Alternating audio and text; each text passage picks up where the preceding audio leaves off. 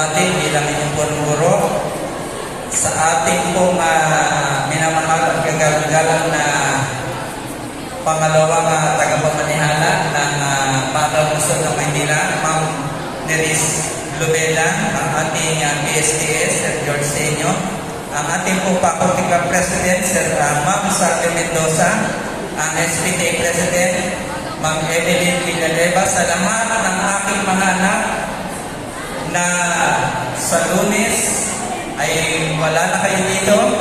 Ito na at bukas ang inyong muling araw na matutunghayan ang paaralang ito. Bilang inyo, paglabas ninyo ng paaralang ito, kayo ay magiging alumni na.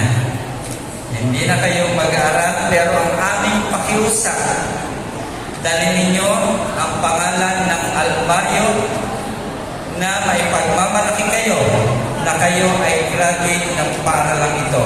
Mahuhusay, magagaling, matatalino ang batang albaryo.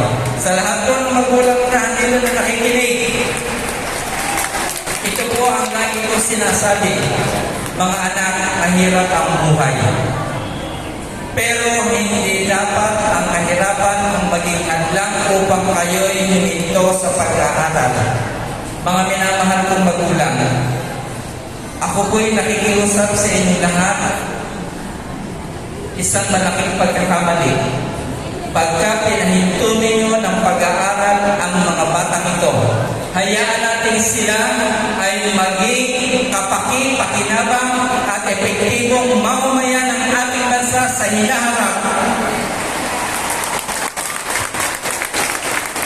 Magaling po, matatapos na ako.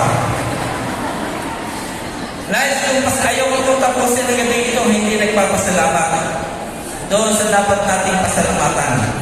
Siyempre sa ating mga guests ngayong gabi na tayo ay pinaulakan tinapos sa ating program mula umpisa hanggang sa matapos, ma'am. Thank you very much. At sa ating supervisor, thank you very much.